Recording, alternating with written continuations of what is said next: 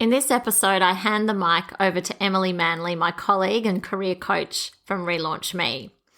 Emily interviews Sophie Hose, who is the founder of Melbourne-based fashion label Tahlo, and talks to her about her own career journey, starting in corporate marketing and banking and transitioning to starting up her own fashion label 3 years ago, despite any formal training in fashion.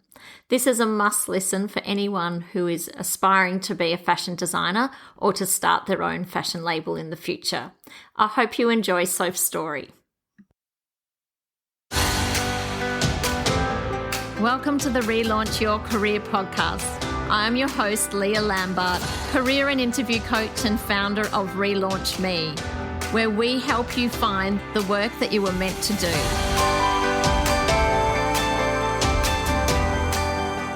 Welcome everybody to the Relaunch Your Career podcast. I'm really excited today because I've been wanting to get this guest on for quite a while now.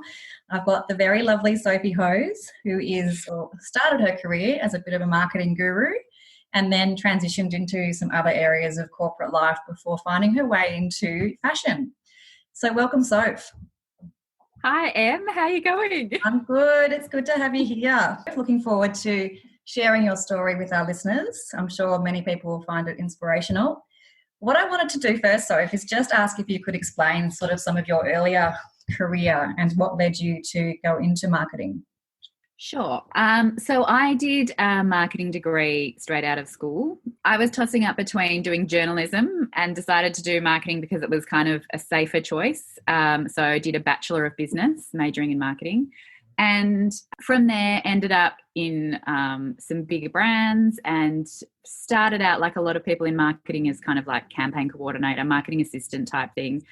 And through that time was working on marketing communications campaigns and gradually decided that I wanted to be less executing campaigns that were maybe not what I thought was the best strategy and moving closer into marketing strategy and then into kind of business strategy. So gradually getting closer to where decisions were made and away from kind of whether it should be teal or blue in the font or, I remember having this moment where I was working for kind of a really big brand and going between the CMO and the agency and me being kind of the campaign coordinator type person and spending like the whole day talking about whether it should be was or were and just like having one of those moments of thinking like this campaign is not even a good campaign and we're spending all of this time figuring this out. I need to get closer to where the campaigns we work on are getting decided because really it's such a dud campaign. This is the least of our worries. So,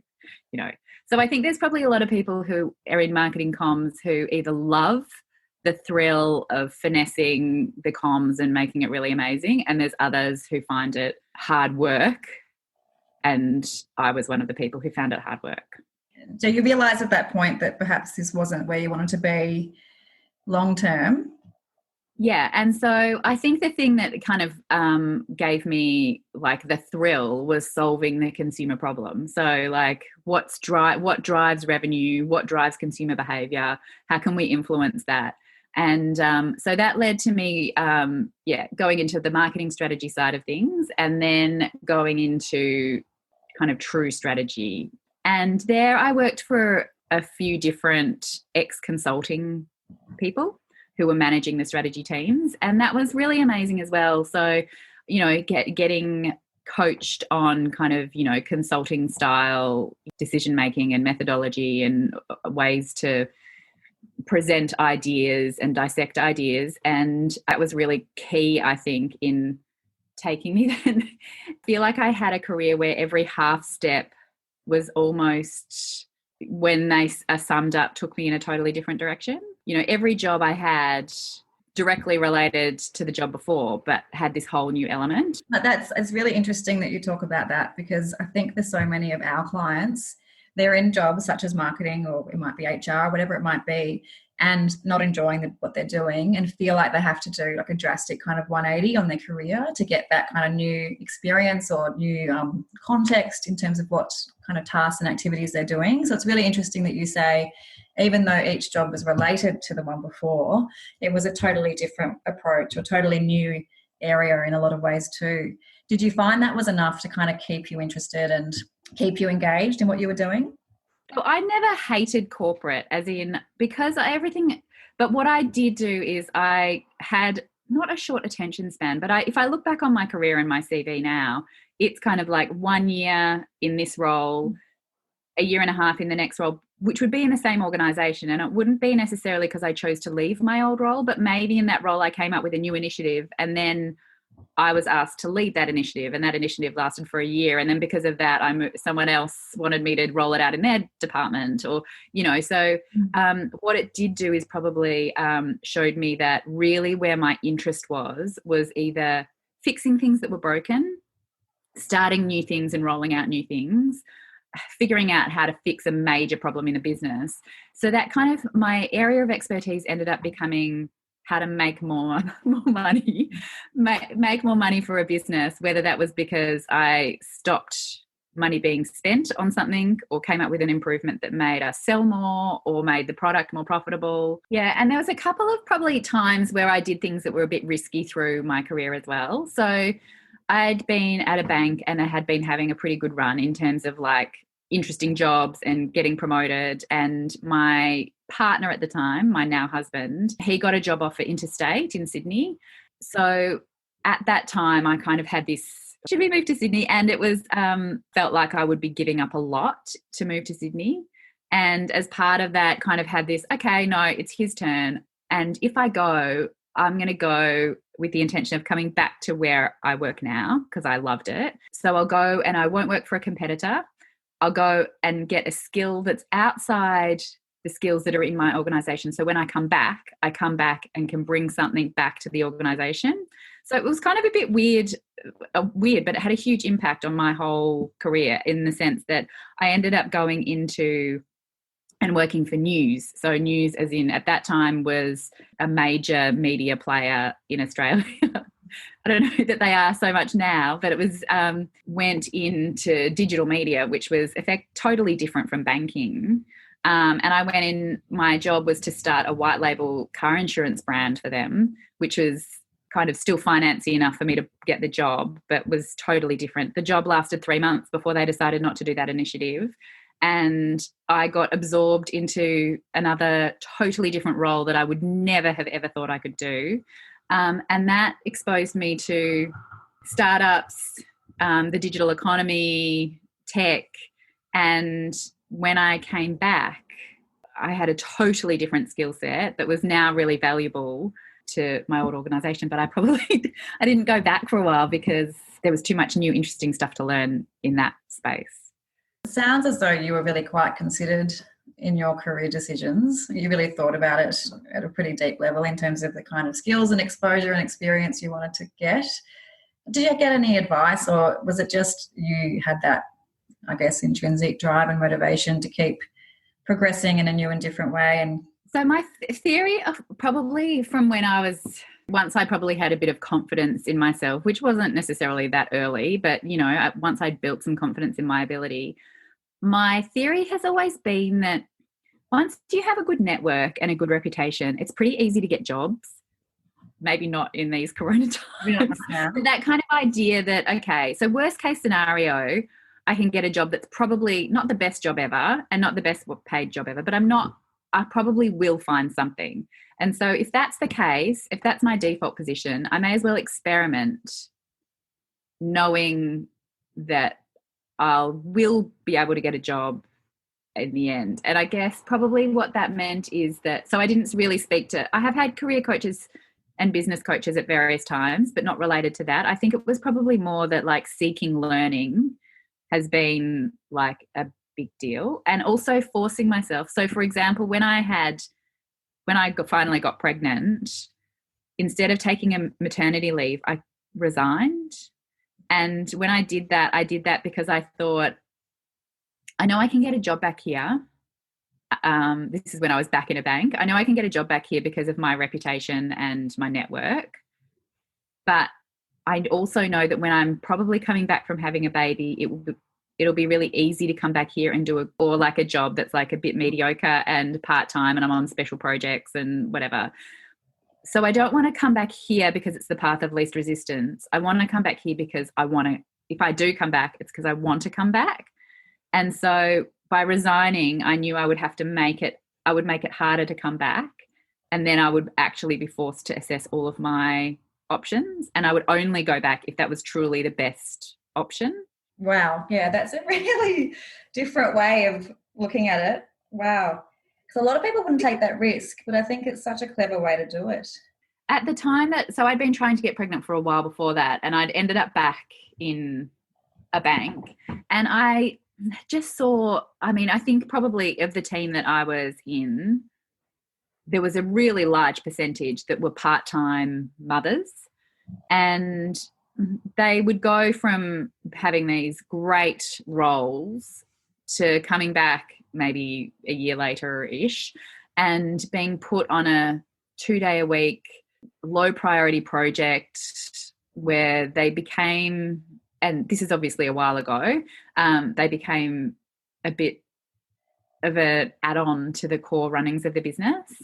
And so having witnessed that process and kind of witnessed them start to become willing to take anything that fit into the days that they wanted, I could see that it would, like, the work that they were doing wasn't interesting and exciting and all of those things. And they weren't learning a lot. They were doing kind of the grudge work that actually no one else wanted to do. And that just seemed horrible. Oh, look, it's so true because, this happens all the time, and you want to leave your babies for something worthwhile.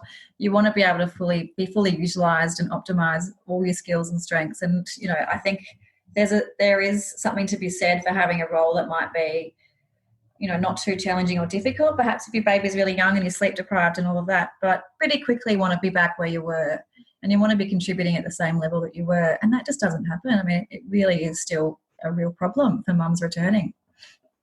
And I feel like as well that from what I witnessed at that time, which is, probably 10 years ago now, really, ish, they were then kind of stuck in this pool of part-timers where they changed jobs within that pool, but they never, well, not never, it was rare for them to then re-emerge back in. And I think that probably banks pay well, so you've got the hot golden handcuffs that then if they moved out of that, they would be facing a pay cut, and really easy, I think, to have other factors start to influence your decisions, that when you're in a situation like dealing with childcare costs and just all of that, like, working part-time and having kids is so difficult that the idea of changing jobs is more scary, I think. Oh, 100%.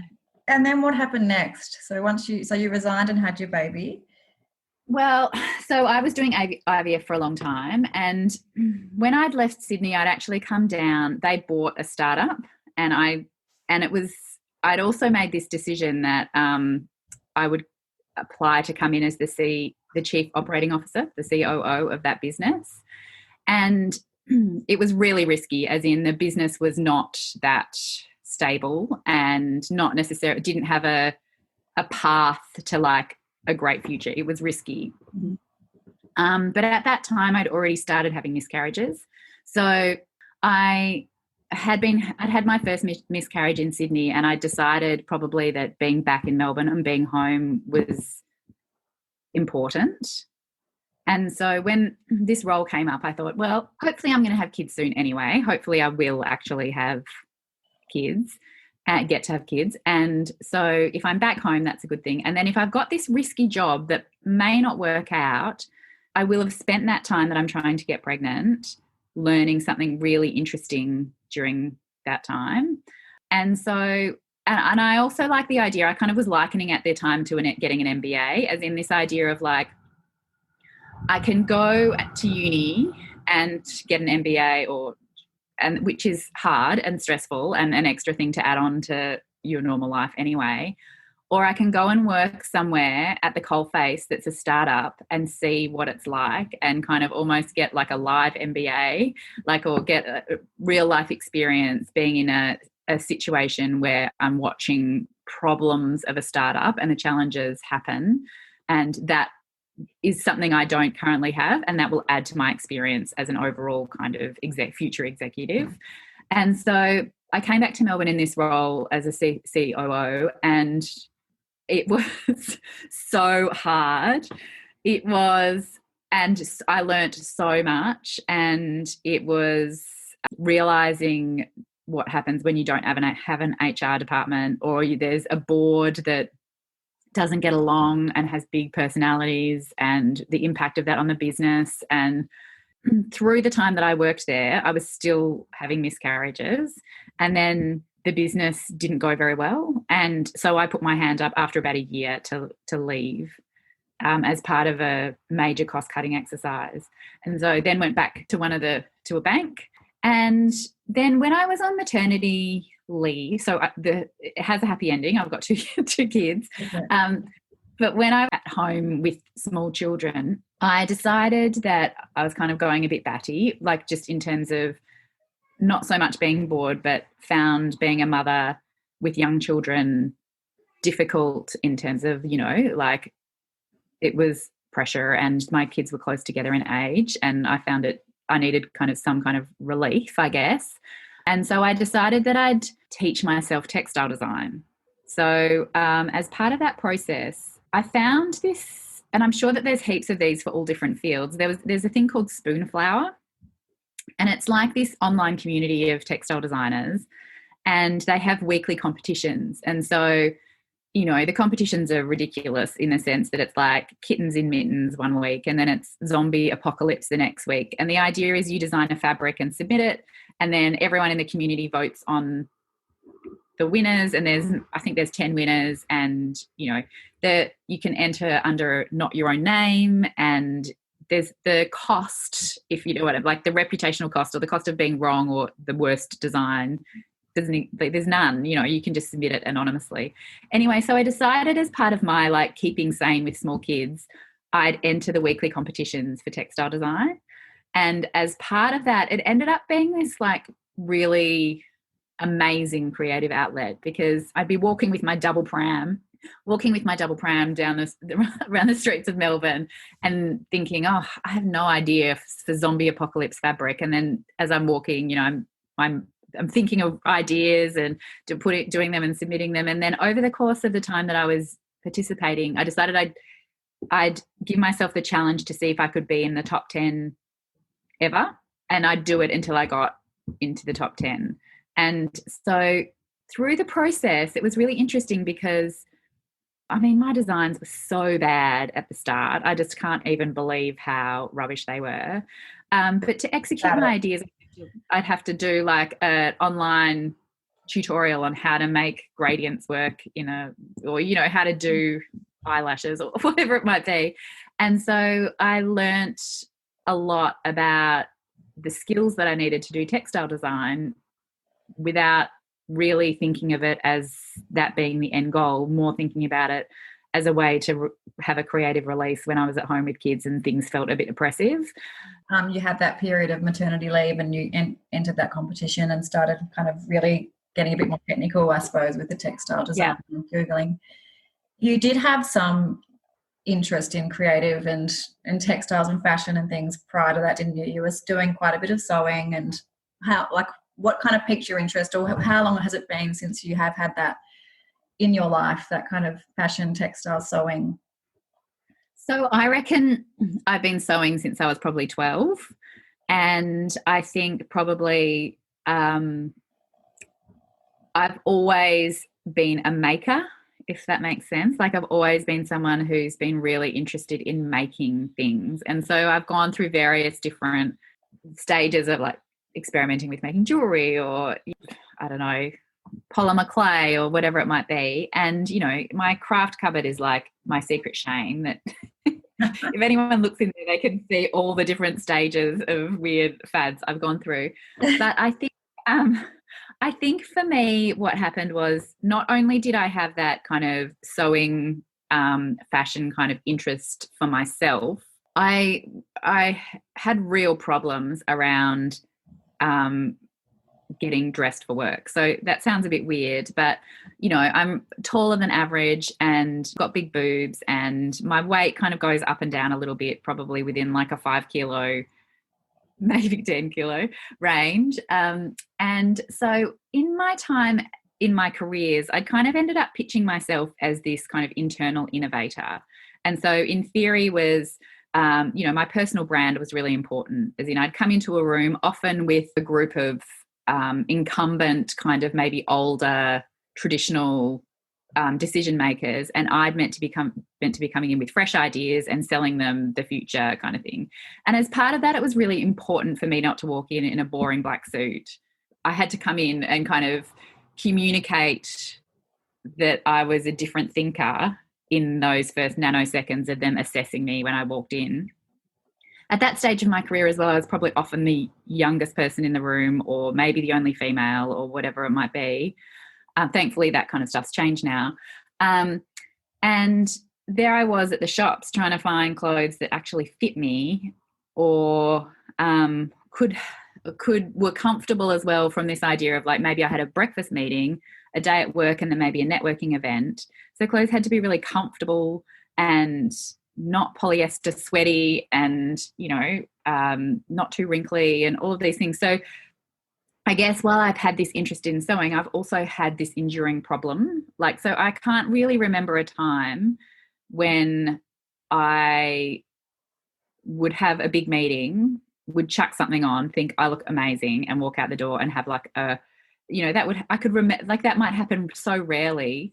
And the power of a good outfit day is something I really believe in. Yeah, it's enormous. It is enormous. And like you talk about your personal brand, and it is that whole how you present in totality, and that does involve your outfit, and your outfit involves how you feel on the day, how you feel about what you've got to contribute. It is a really important part, isn't it, of just being, sitting in a room, and often you'd have to present, I'd imagine, too, in your role, so you know that all eyes are on you, and you do want to be able to show a bit of personality through your outfit. You don't want to have to just wear what's available. And have you feel like you're dressed up, you're playing dress ups in someone else's clothes because they're just not right and they're not you.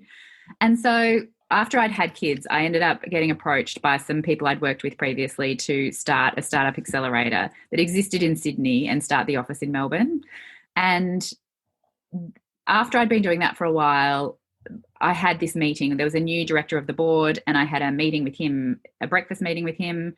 And I had 2 kids at childcare, and for anyone who's tried to get kids to childcare and have a breakfast meeting on the same day, they would know that it's already you're already battling uphill. So I had kids who wouldn't put their shoes on. I had this really important meeting. I'd done all my pre-work, my PowerPoint presentation was amazing. I knew all my stats and figures and was so prepared from a work sense.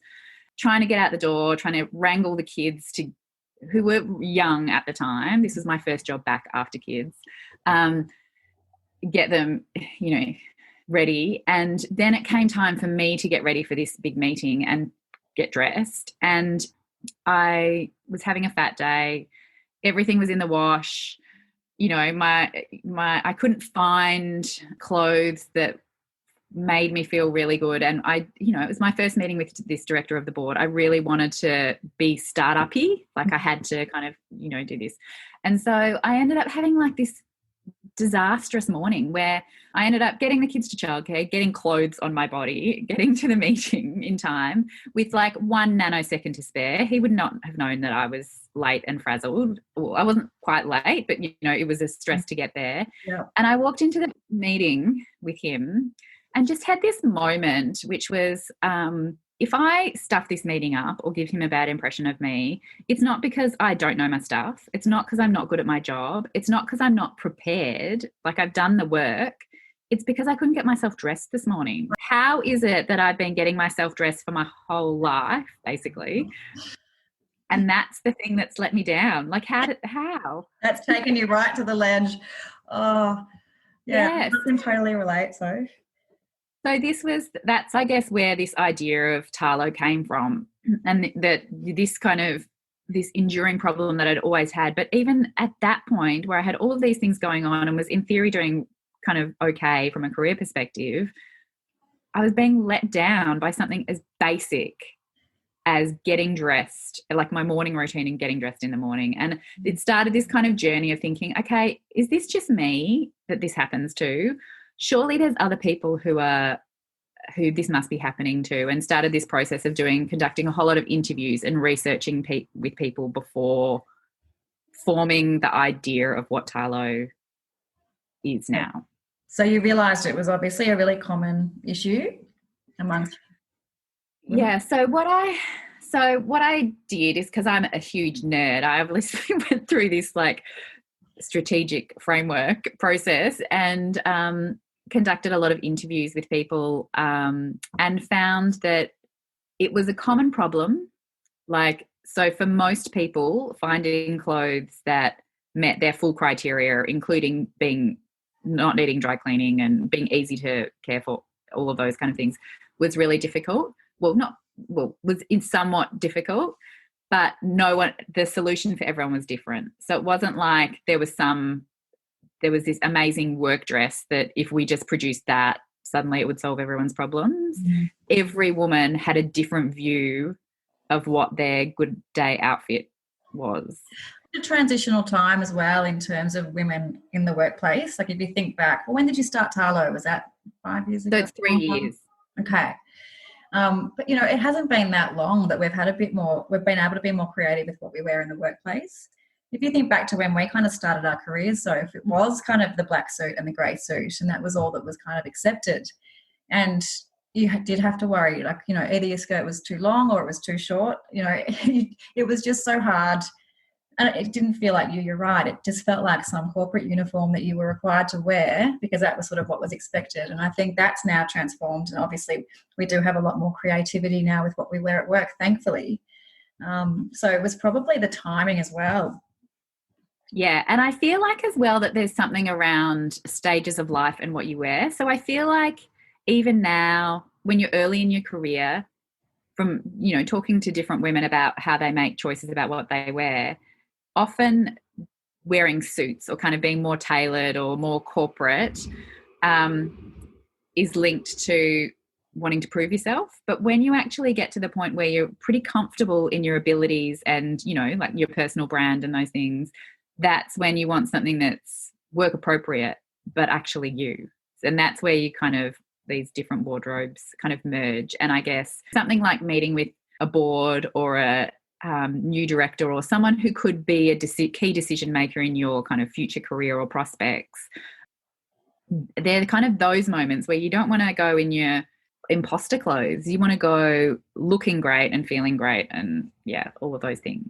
But anyway. Yeah, I think how you look and how you feel, they're just so intertwined, aren't they, really? It is, and that doesn't mean that, whether you're put on 5 kilos or not is irrelevant, really. But if you can still feel good in an outfit and, I think not being constrained by the expectations of, whether it be a corporate environment or not. But I'm thankful that has sort of become, a little bit more flexible in terms of how we can present ourselves. Yeah. And the other thing that was interesting that I learned, and I know this probably isn't totally on topic, but when I interviewed women, one of the things that was kind of universal was that people were time poor, and where shopping had kind of been fun maybe when they were 20 or before kids or whatever, now it was actually finding things to wear was a time suck. So basically, of all the things that they had to do, they had a new job and they had so many other things to do. And if they had 3 hours spare, the idea of walking around Chadstone was possibly secondary to maybe spending time with their kids or catching up with their friends that they hadn't seen for ages. Or so I think that time, really, when I think about Tahlo, it's about giving women clothes in a way that they can reorder the same clothes and it saves them time. And unlike normal online shopping, they have certainty around fit and things. And they're all things that kind of came out of marrying the fashion side, but also understanding the problem that people were experiencing, and that it wasn't that everyone wanted the same dress that I wanted. It was actually that people wanted the ability to save time and find things that fit them and reflected their personality, but their personalities were all different. So. Yeah. So that kind of all links back, doesn't it, to the fact that you were saying before about, your enjoyment of solving, complicated problems or just solving problems in general and coming up with ideas and solutions, plus, your obvious kind of natural passion or interest in fashion. So it seems like a really lovely marriage of your skills and strengths, this Tahlo business that was born. So going back to that morning when you were sitting with that exec and you'd had a hell of a morning and it was a shit show and you walked in probably a little bit flustered, how did it turn out? When you obviously had an epiphany, and we've all got to kind of hit rock bottom to have that kind of, that epiphany and that growth that comes afterwards. But what happened then? So the job that I was doing at that time, I was running a division of a business that was coaching people in starting their own businesses. Tech startups basically, and also working with corporates around innovation programs and stuff like that. And so if I'd had that same epiphany and I wasn't in that environment, the recipe of me starting Tahlo wouldn't have worked. So what I'd learnt as being in that environment was I was surrounded by people who were potentially failing, and that was okay. I guess what I ended up coming around to was the way that I was thinking about doing my own business was less around this idea of like, I believe in this. This is my reputation. I'm putting it on the line. If it fails, it's my failure. And thinking about it as almost like a medical experiment. You do experiments in science in high school, and it's like you write your hypothesis, and then you can create an experiment that's going to prove or disprove that hypothesis. And then at the end of that, you're not wed to, if your hypothesis is wrong, say, well, I thought that this was going to happen. I did the experiment, it didn't. And so it was about the experiment. You make it about the experiment rather than being about Tahlo and Tahlo being successful. It's about let's put this out there, and it's about testing, I suppose. Yeah. And that kind of is that me starting to think about it in that way is almost what gave me permission to do it, because it started to be less about like, if I fail, it doesn't mean that I'm stupid or wrong or anything. It means that the market told me that my business experiment, that my hypothesis was not right, but that doesn't reflect necessarily on me as a success or a failure. Mm-hmm. Clever reframing. Yeah. So, and I think that if I hadn't, basically what it did is it de-risked failure. So it meant that me starting a business, it meant that I spent time in thinking about what the experiment was rather than thinking about, and I also, I guess probably, and this was part of working in this startup environment with, lean startup was the thing of the day, where you don't invest everything that you have because you know that it may fail. So you know that your hypothesis might be wrong. And so, I'd learnt a lot about how to, use free tools and make things, see if customers were interested by getting them to sign up for lists and stuff that's much more commonly known now. But that meant, okay, if I put these hurdles in place, if we can't get people to sign up without spending a huge amount on marketing, we know that our cost per acquisition or cost per customer is going to be too high for us to sustain that over 5 years. So that was a tipping point that we need. Like, I would have cut off the business if we couldn't acquire customers at a efficient marketing kind of cost. So there's all of these things that you build in if you think about the experiment, even though it's really easy to get caught up in the romance of success, I think. And especially when it is something that it's so personally meaningful to you. It was something that you really felt within your heart that was really important to get out there. And in Tahlo, for you, it's almost like a baby. It must have been really difficult to kind of remove that personal kind of investment in it to be a successful business. So I think it's amazing that you were able to do that. In terms of that research, was that all while you were still working, or had you by now stopped working on Tahlo? Oh, sorry, I'm talking over you. So the way that it kind of happened a bit back and forth. So at the same time that I'd had this epiphany, and I decided that I needed to figure out if this was a universal problem or how many people had it and what the true problem was. And so I started really thinking about that. At the same time, I'd been in my role for long enough for me to learn a huge amount, but then that learning curve was starting to plateau. And I was also in a situation with that role, I'd taken a pay cut to take that role because I thought it was really interesting. The hours were huge. And so, I mean, it's the only time in my career where I've worked consistently past midnight, not at home. And I remember someone saying to me, wow, your husband doesn't mind that you're coming home at 3 o'clock in the morning. If I did that, my husband might think I was having an affair. And I remember thinking, it's not really normal what I'm doing. I'm like parenting 2 small children, coming home from work at like 1 or 2 o'clock in the morning from the city, getting paid really badly. And in hindsight, good training for a startup, probably. Totally. The equation of that job, I guess, was that the money was worse than, I was coming back after kids. I'd deliberately chosen a job that the pay wasn't as good. The hours in theory were meant to be flexible, but probably flexibly high rather than flexibly good. And I was going to learn a huge amount. So once I'd kind of been working there for, a year, and I'd learnt, my learning curve was so steep, and I felt, my brain exploding at times because I was learning so much. Once that started to plateau and it started to be more about managing personalities within the business to get things done, and I kind of had a good handle on a lot of the strategy and the kind of elements that I needed to learn, the equation stopped working. So now I was suddenly in an environment where I was getting paid worse, I was working huge hours, and I actually now was just dealing with the internal mechanisms of an organisation that you could argue was not actually functioning that well anyway.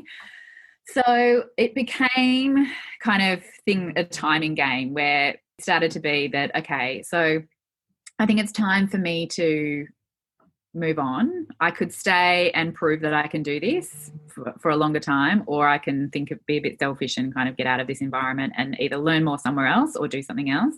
And because, I'd been around failure, I'd been around people who were giving things a go and were so passionate, as part of uncovering the problem, I'd become really passionate about this idea around, the feminism kind of element of it. So if women are less confident, speak up less in meetings, put their hand up less, stand up and go to the whiteboard less often, what role does clothes have in that, as weird as it sounds? So if you're wearing pants that are too tight, are you going to stand up and do the whiteboard, or are you going to think, oh, I'll let someone else do it because I feel a bit gross today? So it ended up becoming kind of this thing in my head that if a group of women who care about this can feel, 1% better every day of the year, what's the kind of multiplier effect of that? And so the passion drove me on. It was about clothes and fashion, but it was also about this kind of sense that there was a purpose to it that was more than just the fashion or just me doing something different. No, I love that. I mean, I just love that, what was behind it. I just think that's brilliant. And it might seem like a superficial thing what you're wearing, but like you say, it is really important. And really successful, intelligent people like yourself had those feelings of, I don't know if I want to stand up, and I'm sure I've been there as well. I just don't think men would feel that way. I just don't think they would think, oh, I'm not wearing my best shirt today, I'm not sure if I want to get up in front of the room and speak. Like, I'm sure there are a few exceptions, but as a rule, that confidence for women is just so much greater. And there's still a lot of work to be done there. Yeah, and I think a lot of those decisions are made kind of in the nanosecond. It's not so conscious. And I think as well from that research, I realised that there's a lot of conversations that women have in front of the mirror or in the process of getting dressed, in like, oh, we're meeting with the ad agency today, I think I might want to wear something a bit cooler than normal, or, I want to look this.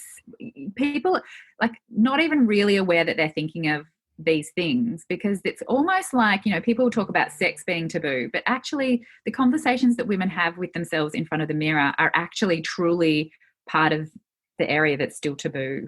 and often not even conscious conversations with No, it's just so ingrained. So how much of that do you reckon is still kind of linked to that, the fact that there's that objectification, I suppose, that, you know, that's still something I think that's within both men and women, that historically that was kind of our purpose. I think only in the last little while that's kind of started to change. Yeah, I think that really, if you think about women in the workforce as an evolution, it's still kind of new. It's still like the revolution really has only kind of just finished. And you and I would both have stories in our past that not that long ago. Well, okay. A whole other podcast, so. It's not that long that we've been really dressing in a way that we're confident. So I think, yeah, that idea of like wearing what men wore, but you know, the suit and mimicking them is one thing. But I actually think that for both men and women, there's kind of like this middle ground, which is personality plus professionalism. I think everyone's going to move into that centre, including men, I reckon. No, I think you're right. I don't know if you've read a book by Jamila Rizvi called Not Just Lucky. I think, yeah, you should have a read. You'd really like it. But I have read that recently, and one of the things that was just really confronting to me was that there's more male CEOs named John than there are female CEOs in the top Australian corporation. Yeah. Yeah, I've heard that stat. I heard that stat was just like, wow, okay. We still have so far to go, don't we? Yeah, and I think that there's like the big fight on the obvious things, and I feel like the fight that I feel called to is this little fight that is these micro moments that actually undermine some women's confidence on a regular basis. I did some quant research, some quantitative, so I did a survey as well as part of my whole exhaustive process because, you know, that's how you do things. And I did it to the universe, like it wasn't to people I know. It was, you know, an open kind of survey. And there were people who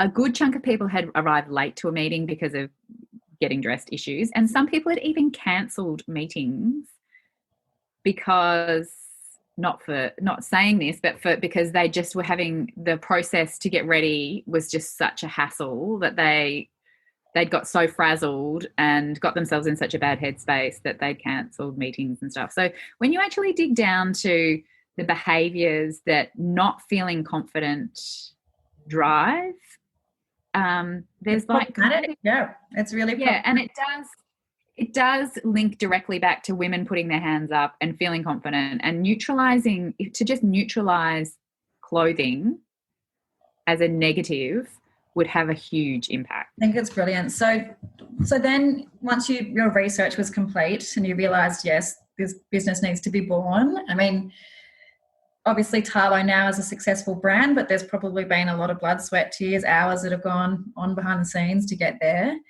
But just for our listeners' sake, like in terms of making that decision to open the doors or the online doors, and, you know, what were the hardest parts about that initially? So I think there's two stages. There's the part to get it live, and then there's kind of now.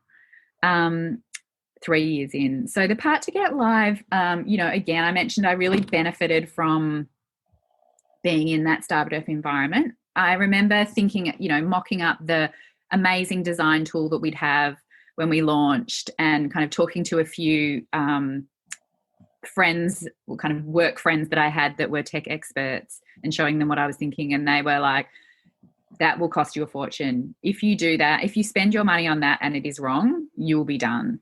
You need to just see what you can hack, basically.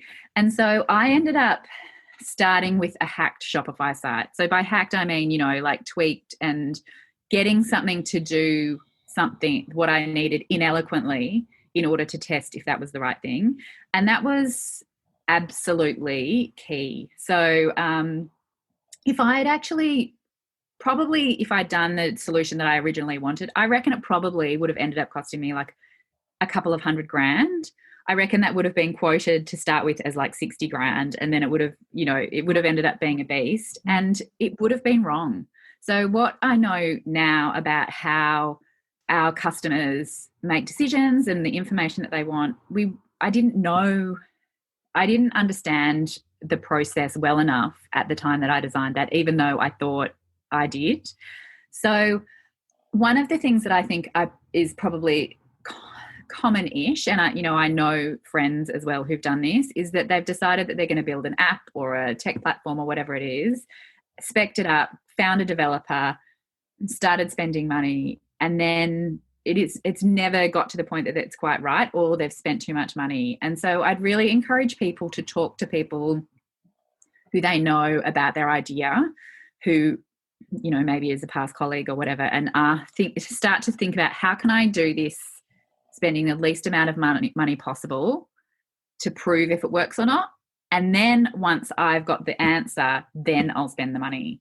Because technology, in the time that I've been doing Tahlo, so 3 years, I mean, it's moved on so much. And in another 3 years, it will move on again. That you don't need to build things in the same way that you needed to build things before. There's so many different components you can put together to make a solution that might have a few sticky notes and rubber bands and things to make it work, but that will allow you to fine-tune the kind of end result. I think as well, people shouldn't be afraid about talking about their idea to other people. So I know this is kind of commonly held in startup land, is this idea that is someone really going to steal your idea, like really? And if they did try and do it, they're not going to execute it with the passion that you have if it's truly your idea. So actually talking to people about it is much more likely to have them say, oh, actually, I know someone who did something similar to that and it failed. Do you want me to put you in touch with them so you can have a chat about what happened? Yeah, I mean, I feel like, there's so many people who've said, oh, I want to talk to you about my startup. Are you okay to sign an NDA, like a non-disclosure agreement? And it's kind of like, really? How many startups are completely original? I mean, you're going to probably have a little bit of competition anyway, and that's okay. I mean, with Tahlo, I know it is a pretty unique offering. In fact, I don't know if you mentioned, for the listeners' sake, like what is Tahlo? Yeah, the idea behind Tahlo is that we have a series of styles and people can customize them. So add pockets, make it a size 10 waist and a size 8 hip, or choose the fabrics. So they basically can customize their own clothes that are then made to order. And there's no one locally that does that. But the idea is that not only do women end up getting clothes that fit them properly in colours that work for them and make them feel confident, but it saves time, as in they might have a couple of great tops that are their favourite work tops, and then they can just get them with short sleeves for summer and long sleeves for winter, and any fit kind of issues that they might find from online shopping and the hassle of returns and the hassle of going to Chadstone, let's say, kind of are eliminated. So we would have like a lot of CEOs who we do their wardrobes, and they just send us an email and say, I want the same blazer as the red one I got, but I want it in grey. If your customer base is repeat business, that they keep coming back for the similar pieces in different fabrics. And and that was part of the I mentioned the experiment earlier. Part of the kind of hurdle was that we had to have a certain amount of customers that bought again within a certain time to know that the product worked well enough that we weren't going to have to rely on marketing to constantly get new customers. We could actually have customers with a high lifetime value where the business wouldn't be so inefficient to run from a cost perspective, because we could rely on our product to create advocacy. And yeah, so from what you're saying, Soph, I mean, so much of your marketing experience and expertise has been useful in, getting Tahlo off the ground. Would you say that's been kind of a critical thing? I think that probably my expertise is as a benefit and a curse. So when I started this, I thought, I've got the business side of it. I've managed P&Ls, I've done complex strategy stuff. And I thought that even though I'd sewn, I thought my blind spot was really fashion. So I have never worked in a fashion business. And I originally hired to cover that gap and thought that was going to be my big risk and my huge blind spot. And what I learnt as part of that is that because I was trying to do something different, a lot of the people who'd worked in fashion were so ingrained in kind of the old way of doing things that really the experience wasn't totally relevant. And it probably took me 2 years to realize that it wasn't a skills gap. Actually, if I just followed my gut and had more confidence around that to start with, that was the least of my problems, was having this gap around garment. I think probably that I do have which I didn't know, but it turns out I do have a bit of this maker's brain. You know, my dad's an engineer, and I think probably in my brain I find it really easy to figure out how garments would be put together and can kind of do pattern making in my brain. And so that's been a really important skill that I didn't know that I had, but I guess probably is actually what drove the hobby or the interest for me mucking around in making to start with. And so I think probably that would apply to other people as well, is that if they love interior styling, that it's probably actually because there's something in their brain that they see that they may feel that they're underskilled in, but actually it's a core competency that. Yeah, a lot of our work kind of centers around that, you know, trying to get people to kind of recognize or unleash some of those natural skills and talents, because often that is what you should be doing for work. I mean, there are passions as well, which are a side thing, but in terms of those things that just come easily to you, that you feel really kind of excited or energized by, and that you might choose to do outside of work time, like it's something that you would kind of lose time doing because you're that into it, they're often the thing. It's sort of very indicative of what you're good at and what you should probably be focusing on in terms of making money or making a career out of it. So there's been some things that I've learnt are gaps that I didn't know were gaps though as well. So one of the things that has been like one of my biggest problems has been that starting my own label, I probably underestimated how uncomfortable I would feel putting myself out there. So if you look at kind of, you know, my past development assessments and stuff, I'm borderline introvert, extrovert. So I'm literally half. And in my roles, that's never really been a big deal. Like I was happy to stand up and talk in front of a big room of people about the initiative that I was passionate about or whatever. But actually being a huge self-promoter has been a problem for me. And I found that my business would have been much better if I was someone who was happy to be out the front of the business. So for me, it's really uncomfortable posting pictures of me in the clothes on Instagram. Like I might be able to do it, but a little bit, but I really struggle with being out there. So I feel like there's probably something for introverts when they're thinking about, if they're thinking about doing their own business, to really think about how much they need to be out the front and how uncomfortable that's going to be, or if they can design a model or a growth path that means that they can be behind the scenes. Another thing that I found really difficult is that my natural work style is collaborative. And so I really love being in a team. I love being the dumbest person in the room because everyone's so smart, and that's really exciting for me. And so doing things alone as a sole founder is actually against my natural work style. And there's been times when that's been really challenging, that I've really missed having a team for us to have a problem and go in front of a whiteboard and rip it to shreds and come up with some great idea that isn't mine and is better than anything that I could come up with myself, because, you know, more heads are better than one. So that's something that as well, I think that being a sole founder is quite testing in that way. Okay. So have you used any kind of business coach or mentor or anyone like that who you can kind of thrash around ideas with and get their points of view and use their expertise? I mean, you said you did in the research phase. You used, you know, you pulled different people in from your network, which is really great when you are a sole operator, to be able to pull people in with different levels of expertise and knowledge that you might not have. Yeah, kind of. So I have people that I catch up with from time to time, but it's really interesting being in like a sole founder, especially if you've got kids, like home obligations that are non-negotiable in terms of they need to be fed and watered and whatever, is that time becomes so critical that I found myself being really critically in assessing how I spend my time. And so in terms of thrashing out ideas, I find that I have to educate people, spend so much time educating people on the model and why it's different and things like that, that it ends up being a huge time suck to bring people in. And so instead I end up choosing this person who's an expert on this, and that's like a finite kind of problem that I need advice on. I also tried to have a co-founder.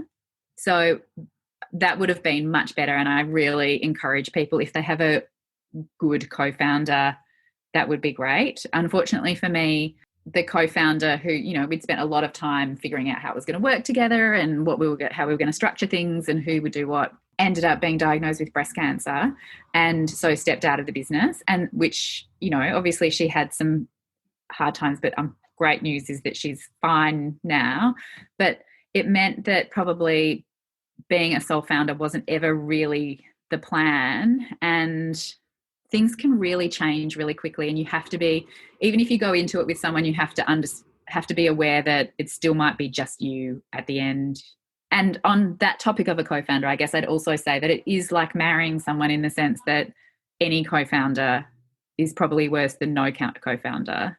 A great co-founder that maybe you've worked with before in a past job, and your working styles and you work really well together, would be ideal. Yep, that's good advice.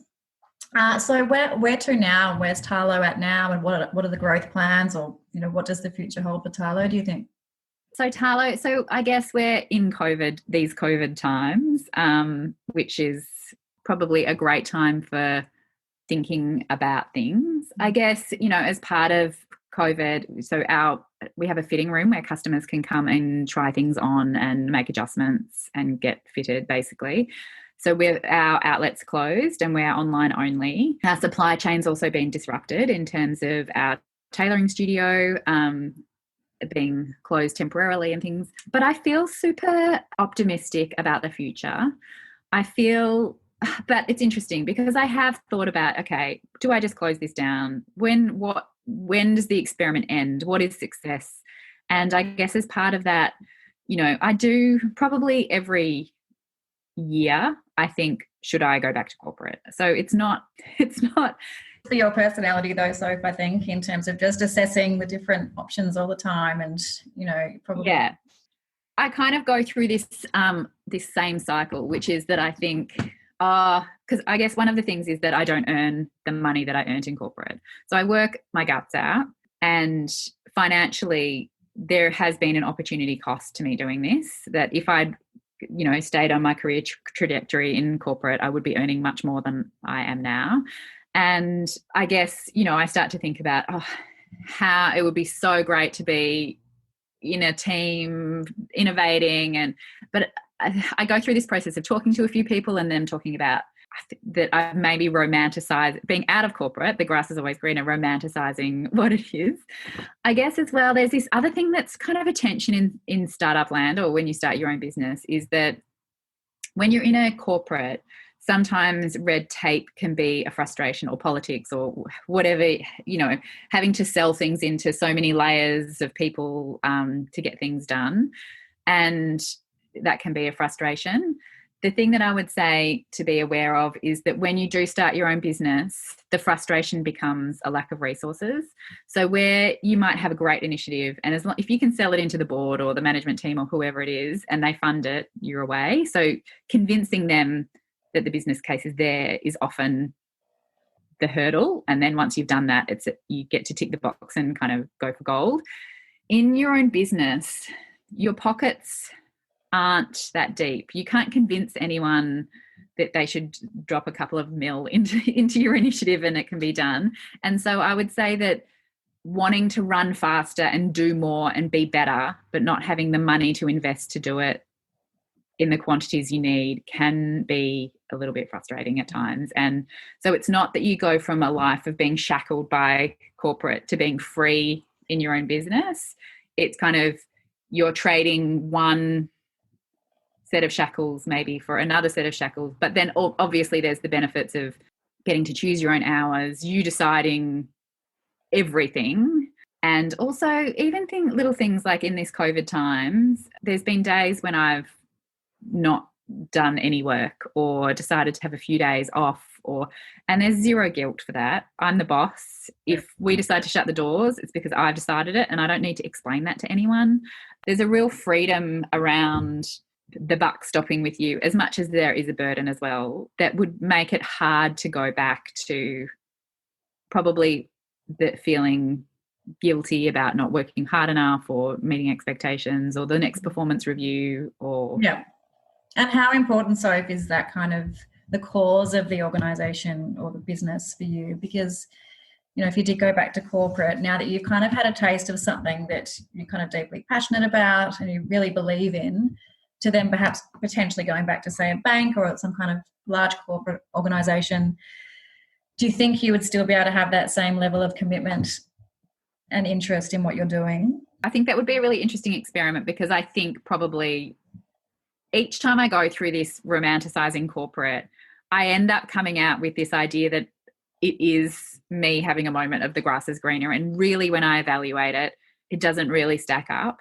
Being values led is really important for Tahlo. So, you know, a sustainable supply chain, choosing fabrics that are really well sourced and don't harm environments and stuff, that's really important to me, and I don't have to make any compromises on that. Whereas if I was in a corporate, I mean, some of the stuff that I've worked on has ended up in the Royal Commission, like a banking Royal Commission.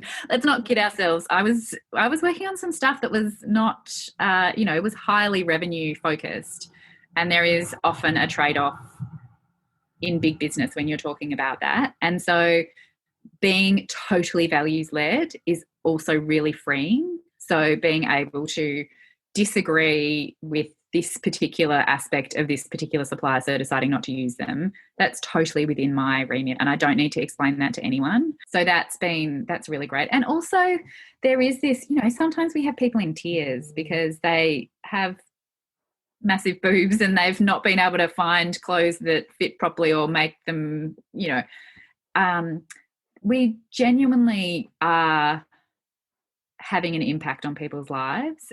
And even though it is in this frivolous kind of fashion kind of space, actually it does go to this kind of bigger cause about making women feel great in their own skin based on their own standards of what a good outfit day is. It does. And if you think about like the greater impact of that, it's enormous. Like if that means that somebody does feel more confident going to work or going into a meeting or going for that promotion, I mean, it really could play a massive part in women's representation, you know, whether it be on boards or executive teams or, you know, dethroning some of those Johns out there. I think, you know, that's an amazing thing to get out of bed for. Yeah. Yeah. So just finally, what kind of advice would you give for aspiring either fashion designers or people who just have a real interest in that area or perhaps want to start their own fashion line? Are there a few things that you'd recommend in terms of the due diligence that they should do, or just the skills that they'd need as at a baseline to get into something like that? So I think that you need to be really, if you want to go into fashion, you need to be really clear about the financials. So there's a lot of fashion businesses that start and don't make any money and then close. Like there's kind of like probably like a 3-year cycle, or maybe even only one season, that people might do one line and realize that there's not actually enough margin in their business or volume to actually survive. I know people who've spent a huge amount on packaging and branding and done one line and then not actually totally sold it or not made enough money to cover their costs, and had to retreat back into wherever.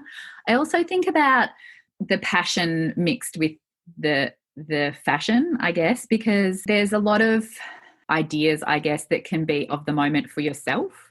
So if I think about like having kids, there's a lot of like kids lines maybe that might start, and just be aware that when your kids are 16, are you still going to be wanting to design onesies or whatever, or is it of this moment? And actually, could you just go on to, you know, Society 6 or something and create some really cute onesies for your kid? Keep your day job and just do that perhaps on the side as a bit of a side hustle. Yeah, because I think that there's a lot of people running their own businesses who are actually working for free. And I think that there's also so many businesses out there that have really passionate founders but aren't doing something different, or there's not a reason for people to seek them out. So I think that there's like a process of being super clear about how your business is different. And that's solving that problem, isn't it? It's identifying what is the problem and then solving that problem that so many people are experiencing. I think that is so important to think about before you launch any kind of business.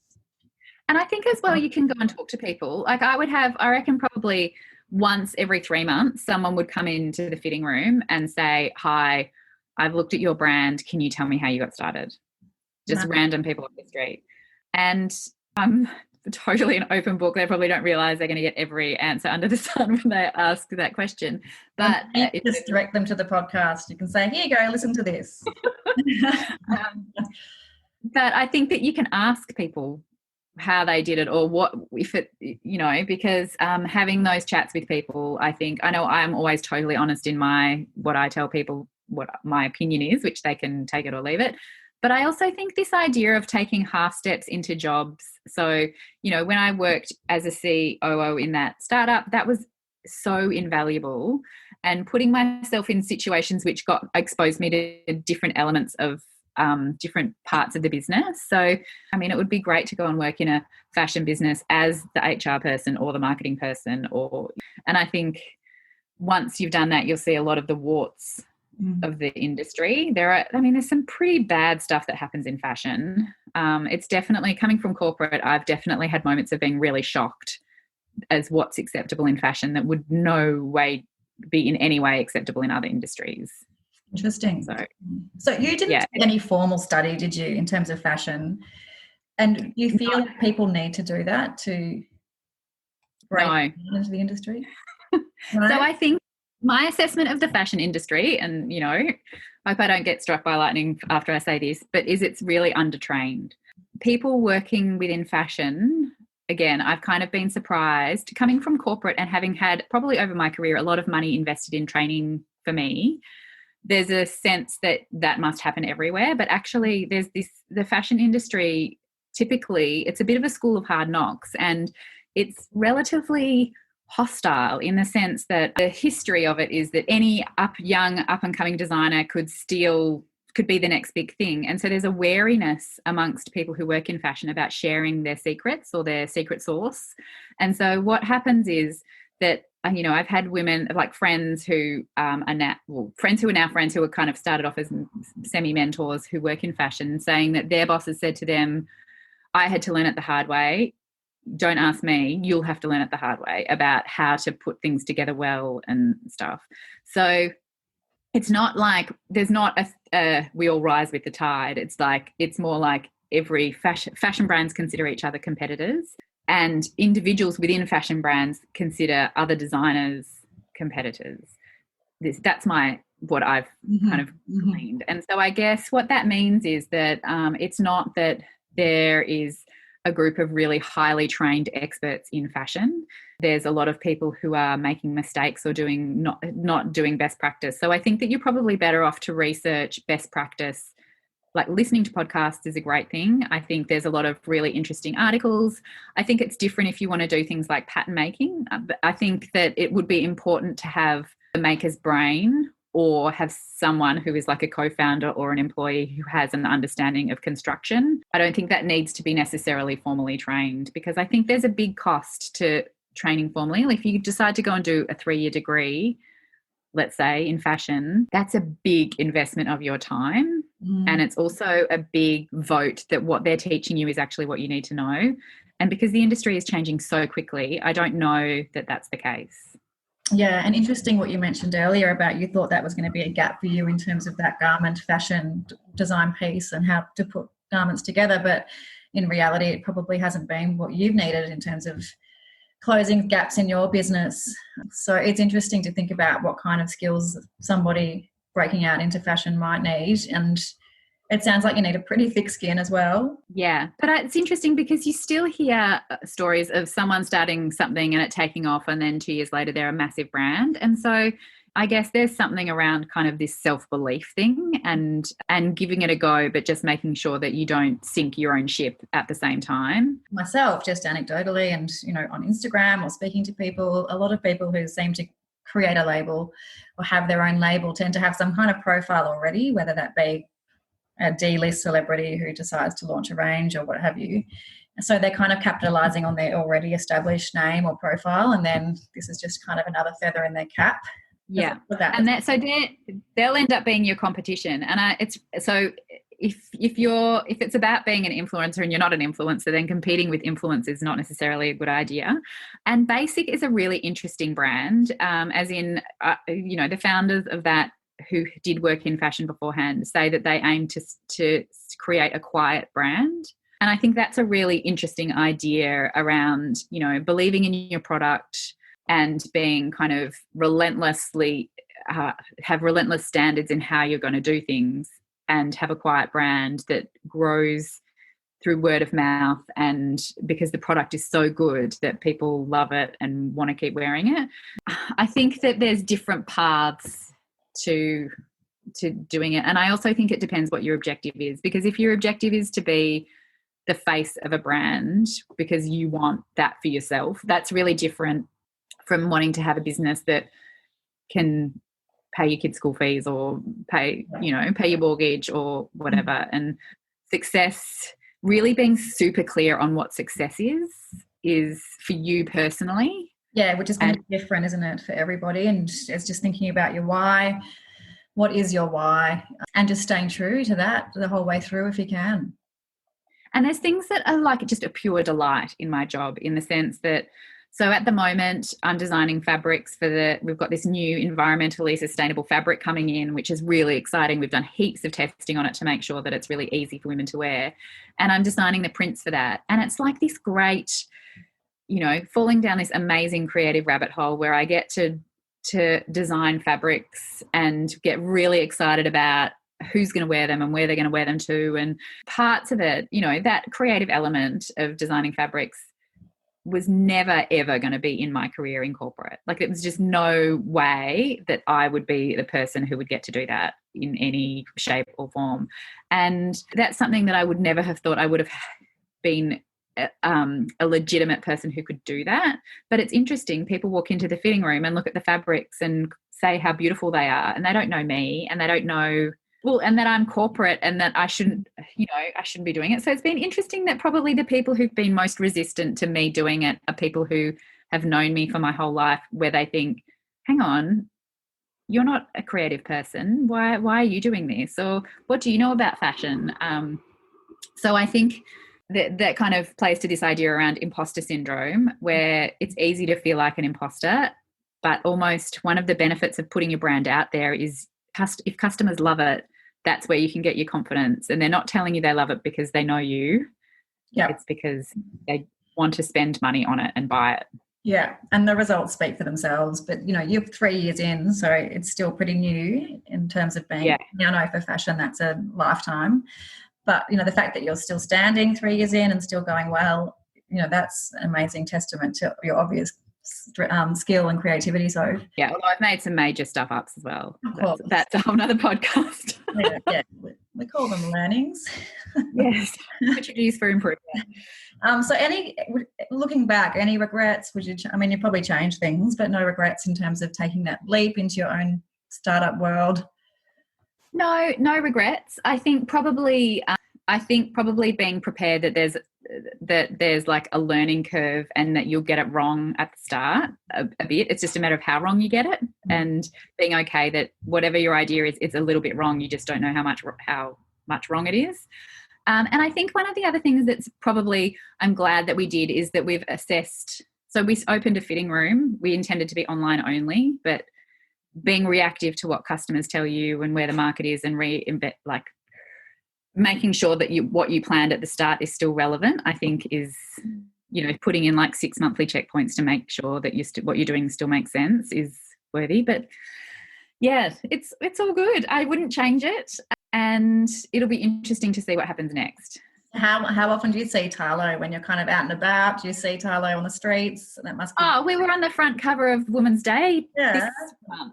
Look at you. So the ABC wardrobe department uses us a bit. Well, so we're on TV sometimes. So it's really cute when we get text messages or messages from customers saying, "Oh, is this Tahlo?" And they get really excited that Lisa Miller from ABC Breakfast is wearing a Tahlo or, Very stuff. cool. So, Very cool. Well done, Soph. Congratulations. It's amazing. So just finally, can you just let our listeners know also where they can find you and find Tahlo? okay, so we're at tahlo.com.au, which is spelled Tahlo. Or if you are an Instagram person, we're at Tahlo Style. So, yeah. Okay. Well, thank you so much for the chat today. It's been amazing. And I hope Tahlo still keeps going as well as it has been. I have no doubt that it will. And enjoy the rest of your weekend. Thanks, Em. Bye. I hope you enjoyed this episode of Relaunch Your Career. If you did, please subscribe, share with your friends, leave a review, or connect with us on social media at Relaunch Me Career Consulting. If you have any questions about the episode or the work that we do, then contact us via the website relaunchme.com.au. Thanks for listening. Have a great day.